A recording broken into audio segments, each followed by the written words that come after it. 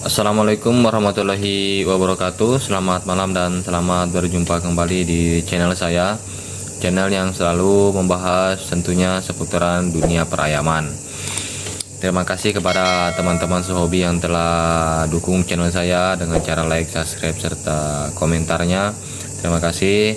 Saya doakan dan saya ucapkan semoga kita semua diberi kesehatan, umur panjang, dan rezeki yang berlimpah. Amin.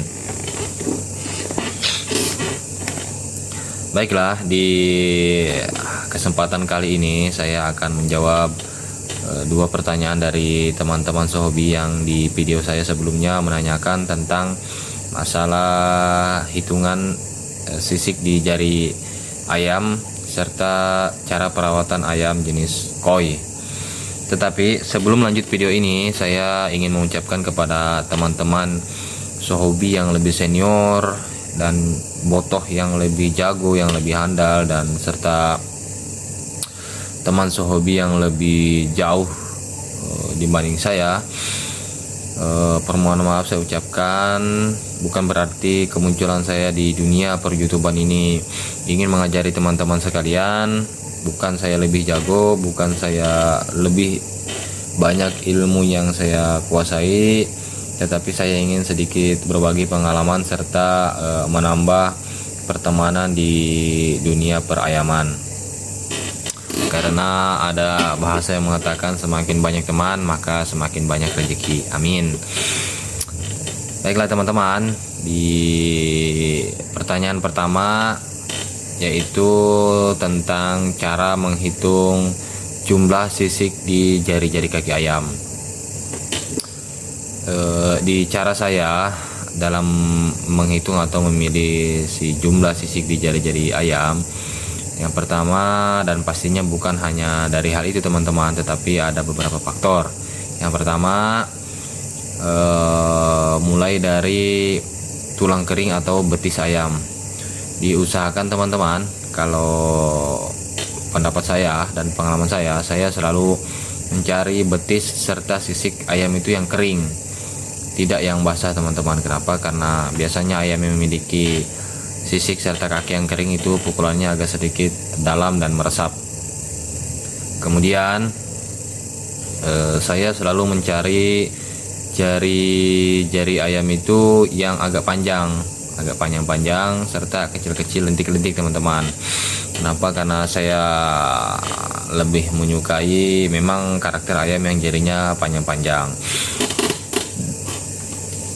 Kemudian sisik di jari-jari ayam saya lebih menyukai yang kecil-kecil teman-teman, tidak besar-besar, serta jaraknya rapat-rapat ya, tidak renggang-renggang. Jadi antara si sisik yang satu dengan yang lainnya itu jaraknya tidak jauh-jauh teman-teman.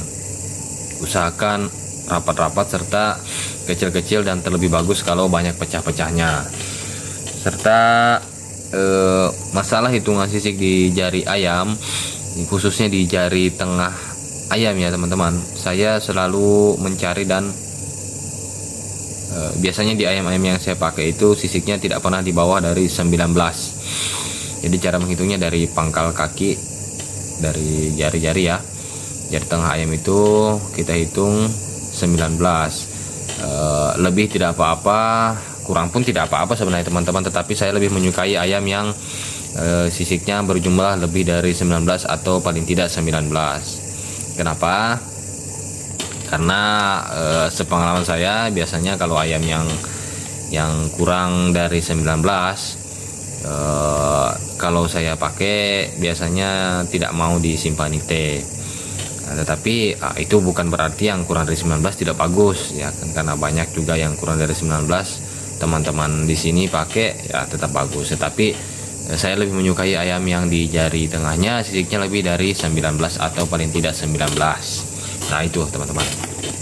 Kemudian yang kedua, masalah tentang rawatan ayam jenis koi atau pakoi ya teman-teman, pemukul badan.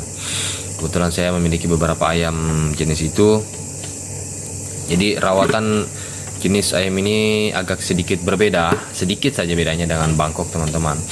Kenapa? Karena kalau Bangkok sih rawatnya cuman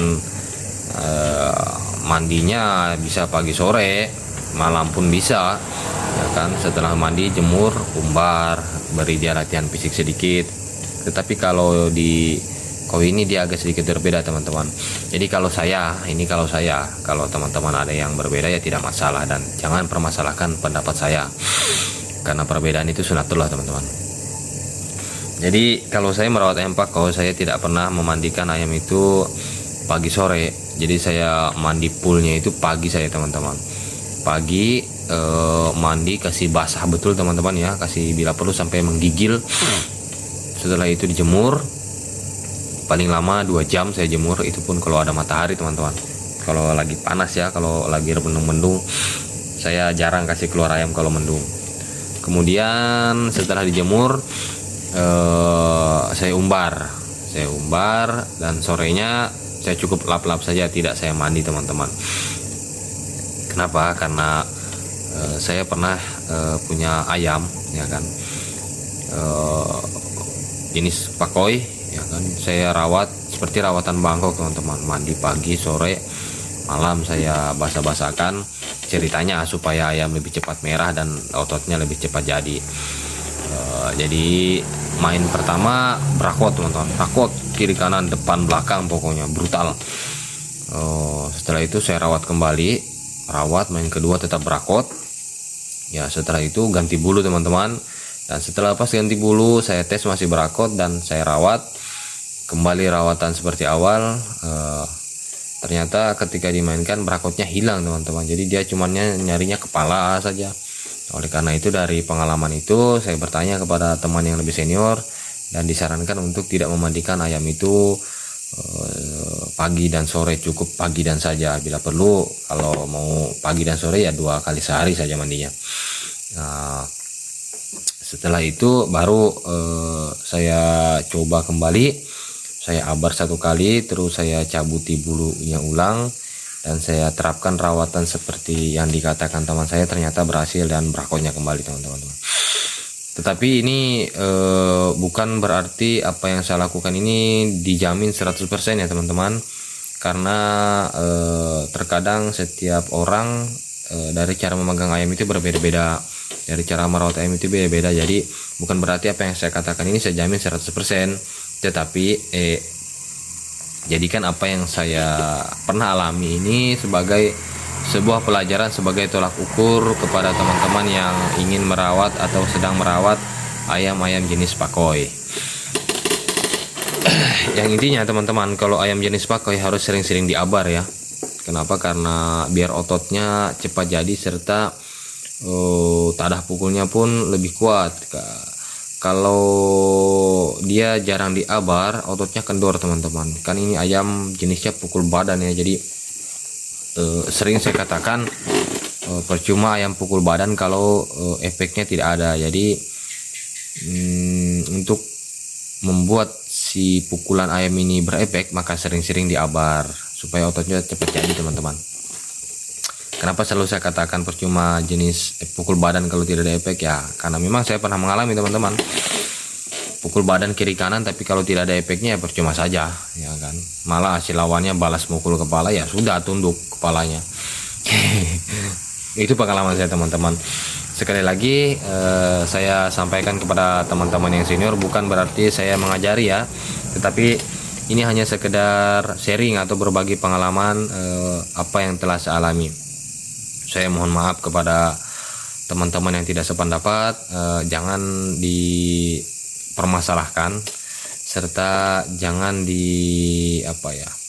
dibuat ini menjadi masalah.